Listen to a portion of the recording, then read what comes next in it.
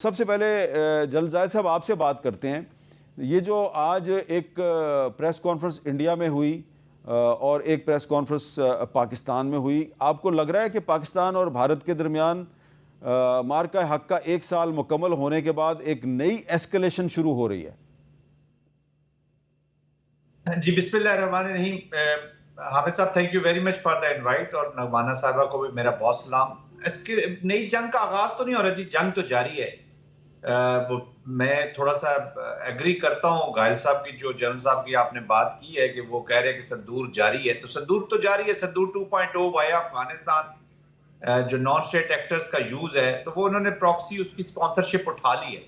Of course एक बहुत बड़ी हजीमत उठाना पड़ी। ये जो विश्व गुरु का इनका एक कॉन्सेप्ट है, या एक हेजमोनिक जो डिजाइन है, और वर्ल्ड पावर बनने का जो कॉन्सेप्ट मोदी साहब ने अपनी आवाम को बेचना है या बेच रहे हैं, उसी के कॉन्टेक्स्ट में इन्होंने पाकिस्तान को रिड्यूस करने की कोशिश की। देखिए हामिद साहब, इनका जो ऑब्जेक्टिव है पाकिस्तान के बारे में वो बड़ा क्लियर है। वो एक्सपेंशनिस्ट डिजाइन तो है ही हैं, हिंदुत्व के डिजाइन तो है ही हैं। ये एक्सप्लोजन चाहते हैं पाकिस्तान कि पाकिस्तान एक मरे हुए हाथी की तरह बस इस रीजन में हमारे किसी पॉलिसी को या हमारे किसी डिजाइन को इंटरफेयर ना करे, उसको ऑब्स्ट्रक्ट ना करे। And Pakistan is the only obstruction जो अपनी डिफाइंस की वजह से, अपने डिफेंस पोटेंशियल्स की वजह से, और unbounded resolve of the nation की वजह से, कैपेसिटीज और कैपेबिलिटीज होती है जी नेशन के अंदर।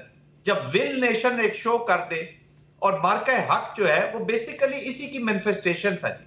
तो कैपेसिटी कैपेबिलिटी के साथ साथ विल भी पाकिस्तान में पाई जाती है। अब उसको इसकी समझ नहीं आ रही कि इसका करना क्या है जी।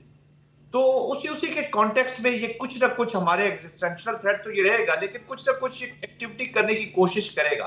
स्ट्रेटेजिकली देखा जाए तो मिलिटरीली इस वक्त तो पोजीशन में नहीं है कि कोई कन्वेंशनल फोर्सेस से ये पाकिस्तान के खिलाफ कोई इमीडिएटली कोई एक्शन ले ले, क्योंकि पाकिस्तान ने अपनी जो विल की मैं बात कर रहा हूं, अब पाकिस्तान बहुत पेनफुल रिस्पांस जनरेट करेगा। इस पे आगे चल के बात हो सकती है कि ये पेनफुल जनरेट रिस्पांस जो मैं बात करूं जनरेट करेगा, वो अब इंडिया की आवाम ने सहना है। हमारा थ्रेशोल्ड बहुत है, क्योंकि अभी कॉन्टेक्ट वॉरफेयर तो है नहीं जी, वॉरफेयर है चेंज। नई डोमेन सामने आ गई है। पाकिस्तान का जो पिछला भी रिस्पांस था वो आपने देख लिया across all spectrums of war, और अगला इससे भी आगे जाएगा, क्योंकि Pakistan two notch up response करेगा। ठीक है। जो मोदी साहब कोशिश कर रहे हैं कि वॉर अंडर न्यूक्लियर ओवरहैंग हो सकती है, there is no space for that. They must understand and learn this for their own people and for the people of this reason.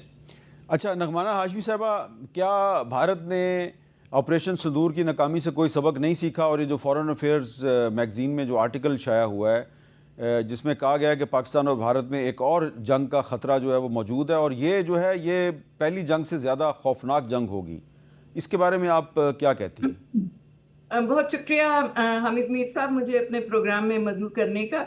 मैं दो तीन छोटी छोटी बातें करूंगी, क्योंकि पूरी तारीख दोहराने का तो कोई फायदा नहीं है। बिल्कुल जिस तरह आज डीजी आईएसपीआर ने कहा कि ये अगर कोई भी कोशिश करेंगे तो इनको बड़ा मुंह तोड़ जवाब जो है वो दिया जाएगा। हैविंग सेड दैट, जहां तक वो इंडियंस का क्लेम है कि जी सिंदूर तो अभी जारी है, तो ये तो उनका बड़ा घिसा पिटा पुराना नैरेटिव है। ये तो जब सीज फायर भी हुआ और जब सारी दुनिया को पता चल गया कि उन्हें बहुत डिफीट हुए, तो उस वक्त भी कह रहे थे। So there is nothing new. मेरा तो ख्याल है जो इंडियंस ने ये किया है, because Pakistan has come a long way, और वो एक अपने बहुत ही आफ्टर मार्का ए हक लास्ट ईयर और इस ईयर में जो पाकिस्तान की इस वक्त क्रेडिबिलिटी है, जो पाकिस्तान का इस वक्त इमेज है, जो पाकिस्तान को वो चाह रहे थे कि जी हम टोटल आइसोलेशन में ले जाएंगे, उसमें तो वो बिल्कुल नाकाम हुए। उसका ऑपोजिट इस वक्त हो रहा है कि पूरी दुनिया ये रिकॉग्नाइज कर रही है कि पाकिस्तान एक बहुत स्ट्रॉन्ग मिडिल पावर बन के उभरा है, जिसपे जितनी इस वक्त बड़ी ताकतें हैं और इस रीजन की जो स्ट्रॉन्ग मिडिल पावर्स है, सबको उस पर ट्रस्ट भी है, और वो ये समझते हैं कि ये यहाँ का बहुत बड़ा एक स्टेबलाइजेशन फैक्टर है।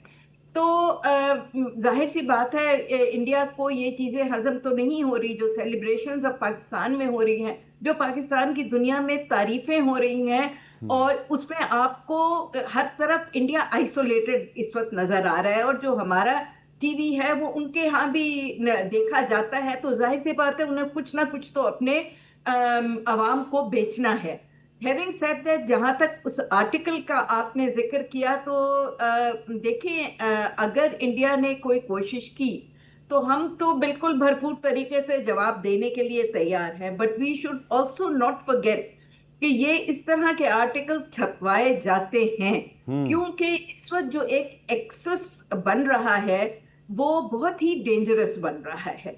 इस वक्त अमेरिका जो है वो किसी ना किसी तरह कोई डील करके यहाँ से डिसंगेज होना चाहता है, लेकिन वो खित्ते में किसको छोड़ के जा रहा है? वो खित्ते में इस वक्त ये यूएई को छोड़ के जा रहा है, जिसने बहुत ओपनली अपना जो है एक्सेस अनाउंस कर दिया है कि जी इंडिया और इजराइल, और ये बहुत लोग कह भी चुके हैं, लिख भी चुके हैं इस पे, and there is merit in this कि अमेरिका तो निकल जाएगा, लेकिन बेसिकली इस वक्त यूएई और इजराइल का जो नेक्सस बनेगा, तो इजराइल बेसिकली यूएई में आके बैठेगा, और उसके फिर आगे ईरान भी है और हम भी उसके उसमें आते हैं, और ये इंडिया, इजराइल, अफगानिस्तान और यूएई का नेक्सस बनेगा।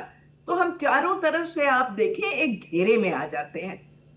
हैविंग सेड दैट, ये नहीं है कि हम इसको फाइट नहीं कर सकते, हम बहुत अच्छे तरीके से इसको फाइट भी करेंगे और विन भी करेंगे। लेकिन वो जो बात वो कह रही हैं राइटर के जी ये बड़ी जल्दी से फैल सकती है और बहुत ब्लडी होगी, तो उसमें प्लीज इन चार मुल्कों की इस वक्त जो यूनिटी हो रही है उसको आप जरूर अपने कैलकुलस में रखें। अच्छा,